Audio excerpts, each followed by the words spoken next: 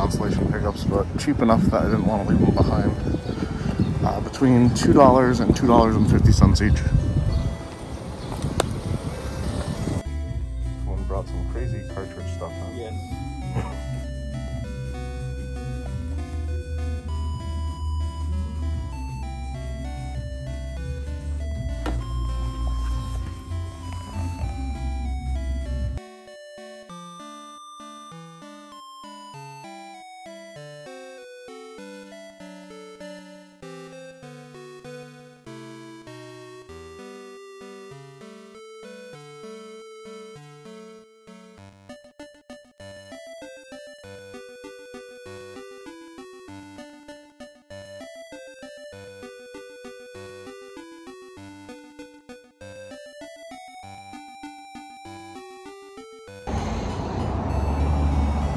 What's up, Internet?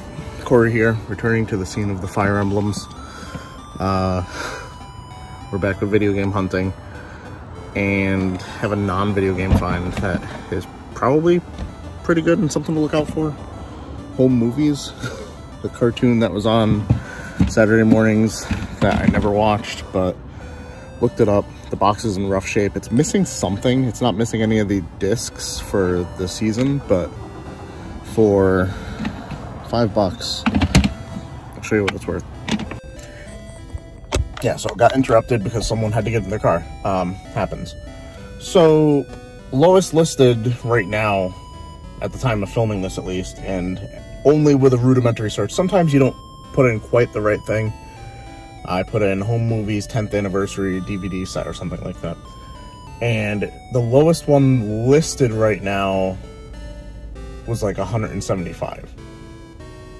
Mine is definitely missing something. I've seen some of them talk about a CD, like a bonus CD, and there's definitely extra room in that box, so that's why I was really cautious about what it could have come with. But at $5 for something that goes for over 100, I'll take a risk.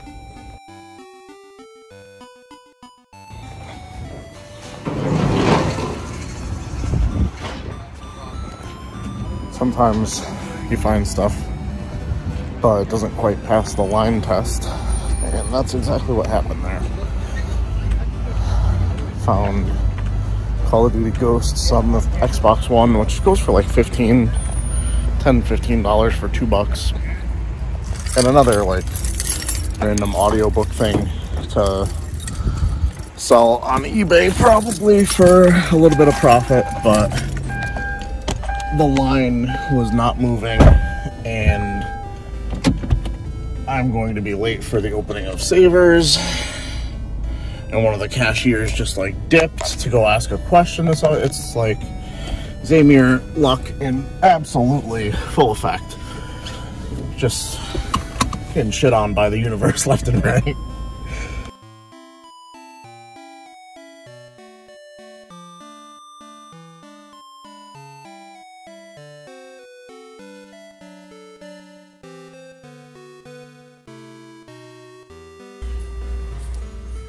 Monopoly's missing the pieces, you know, play pieces. This, however, seems to have everything. It's definitely something to look out for. Alright, so just did a trade with just did a trade with Unknown Video Game Hunter. Traded him, well, I imagine his video is probably going to come up before mine, so it's not going to be a spoiler. Resident Evil Deadly Silence that I got maybe a month ago. For the Super Nintendo games, we got the, well, basically the Donkey Kong trilogy, Donkey Kong Country trilogy, and Yoshi's Island. So hopefully not going to be contenders for the big money find of the week, because also it's not video game hunting, it's just, I don't even know why I'm showing it, it's just to show something. Yeah, we got some stuff to talk about later in this video. Alright guys, so what I was talking about before is I'm kind of changing up the way I'm thinking about collecting, and it all kind of stems from this game.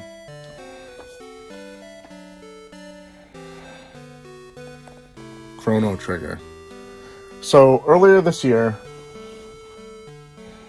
I was fortunate enough to have found Chrono Trigger at my thrift store for $4. Not that copy. Well, technically the cartridge from there, but I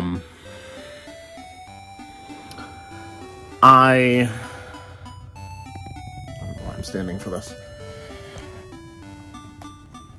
I ended up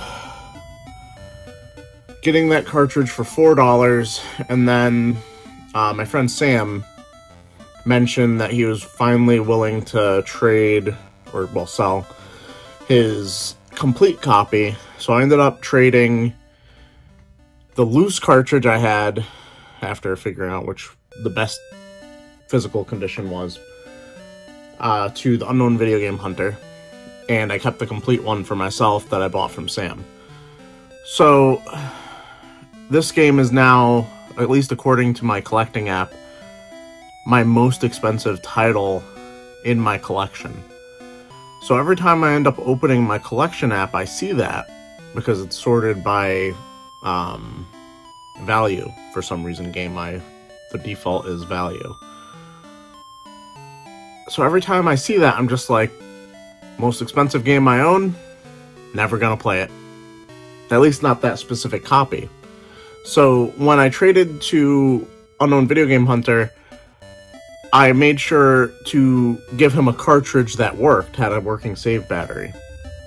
Because I knew that if I ever played Chrono Trigger, I'd play it on the DS, like I have in the past. So my save battery in there is actually dead. So it's like, when you put that into perspective, not just the save battery, just in general, not being the ideal way for me to play the game, it makes me kind of question, like, a whole bunch of the other collecting aspects I have, where it's just like, this year, I've played Triangle Strategy. I've got, what, like 1,600, 1,700 games? I've played one game this year. Still in the process of playing it, actually. The game is incredibly wordy. I'll sit down to play some nights, and I won't even get to a battle because they talk so much in that game. And I'm genuinely, not generally, both, I guess, interested in the story in there. So I don't want to skip it just to get to a battle, you know? So that game is taking me forever to finish. I've been waiting to play Kirby and the Forgotten Land since release. Whenever you're seeing this, had it release day, still haven't played it. So what I'm getting at is, like, even if I cut my collection down to, like, the 100 games that I want to play, at the rate I get to play them, I'd still have enough games for probably the rest of my life. If I'm averaging, what, 2 games a year? That's crazy. So, like, I'm looking at things from a different perspective now that I have a son, where it's just like, I don't want to ever be, like, struggling for money because I make decisions such as to put 5 games on my shelf. Put 5 games that I'm not going to open on my Switch shelf a month. And not be able to go on, like, a vacation to Disney World or something because, oh, we can't afford it, but I could afford to drop $150 on the Cowabunga collection or something like that. That was actually one of the other things that broke the straws that broke the camel's back over here. It was just like, just seeing that, and, like, my instinct is to say, like, I need it, I need that. And I just don't. I don't need that.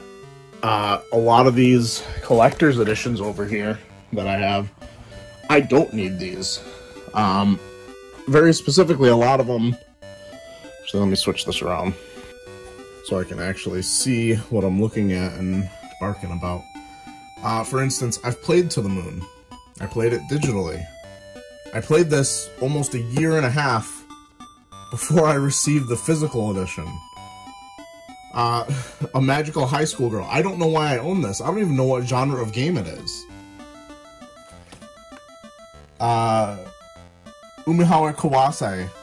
Such an awkward, you know, release that's shaped like a Famicom, Super Famicom game. Like, where am I going to put that? Stuff like that. All these awkward and oddly different size Switch Collector's Edition releases. And it's just really, really frustrating. So many of these NES games I could play on the Switch in like a collection, like the Contra collection, the Castlevania collection. Been playing better looking versions of Dragon Warrior games, Dragon Quest collection on the Switch. Stuff like that, where it's just like, am I ever going to play my Final Fantasy II? No, because I have it on, Game Boy Advance. Probably not the best version, not the best example. But still, it's on a handheld, and if I wanted to play it on the TV, I could play it on the TV. With the Game Boy player. You know? So, like, so many things like that, where I own multiple copies of, like, the same game, except only one version that I'd actually play. So many of my PlayStation collection here has games that are being re-released on the Switch, or already are released on other systems. For instance, Persona 2. This is a game that I will realistically never sit down and play on my PS1, or, well, my PS2, technically. Because I have it on... I'm lost in my own collection here. Somewhere. I have it here. I don't know if it's the exact same one, and that's... I keep picking horrible examples. I know there's some stuff with Persona 2 and, like, originally getting, like, either the first half of the game or the second half of the game, and then finally getting this. I don't know. I don't know if this is the whole game. Let me know in the comments below, I guess. That's the basic gist of my rant. The other thing I wanted to mention is I am going to be a vendor at Retro World Expo, getting rid of a decent amount of my collection. Basically, my goal is to get my collection down to a very nice number where it's like, I can realistically say at some point, hey, I've played every single game I own. And not have this backlog like people like to talk about online.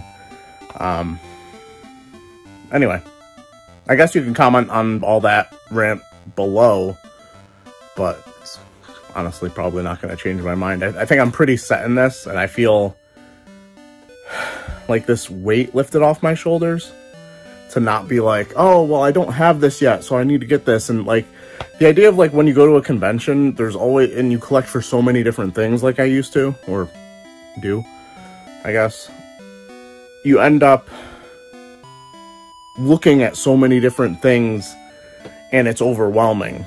So I'm really excited to be vending for the first time ever at Retro World Expo and only be focused on getting the games to people that want the games for their collection, to play, to pay off my debts. Yeah. Alright, we are currently on our way to a deal that is, I'll be honest, probably too good to be true. I feel like I'm kind of a broken record with quoting how bad my luck is, but let's see how this turns out. I have a sneaking suspicion it's like one of those things where the guy puts a price on Marketplace, but forgot a zero, and I'm going to awkwardly hand him $10, and then we're not going to come to an agreement. But that's just my prediction. Let's see how it goes.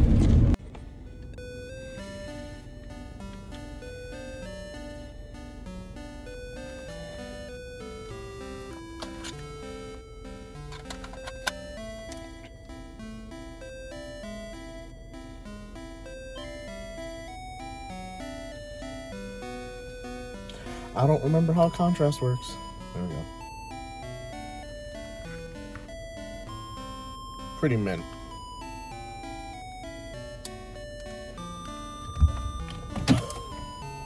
$10.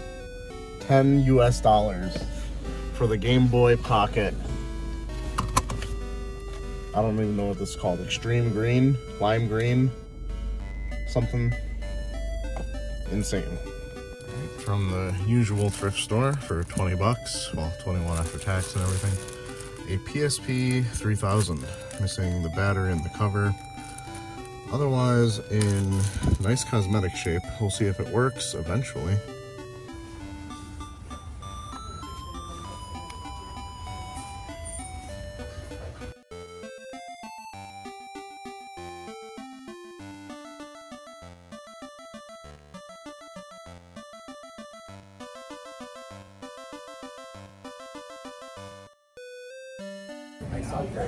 That's wild. I actually just finished the tour. Joking, do not worry. Single game. Really? No, except for Oh, wow. Alright, heading into our usual flea market. Did pretty good at the trade event last night. Didn't really pick anything up. Let's see what we can do here.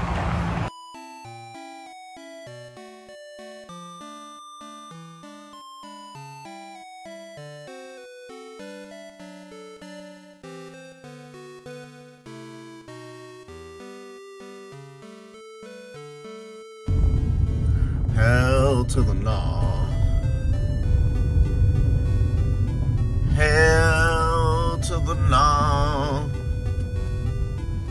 That is a long ass driveway. Skipping that sale.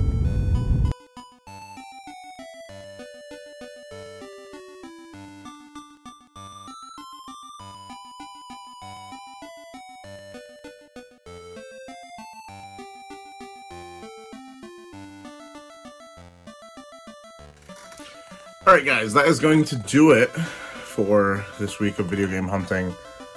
I'm going to show you real quick the $20 pickup I had late on Saturday afternoon. And that's pretty much all I got this weekend for video games. But of course, it's time for the big money. Big money marked by a boom! Find of the week. And that is, of course, the Extreme Green, absolutely beautiful, really nice shape Game Boy Pocket. Only has one little issue, which is that scratch that is impossible to show on the video because of the reflection. But it barely is on the playable part of the screen. So I'm very happy with that. I am probably going to sell it because I think, like I said earlier in this video, I'm changing up how I'm collecting. I'm not looking to have ridiculous amounts of games everywhere. I'm looking to have a very curated amount of games that I want to actually play.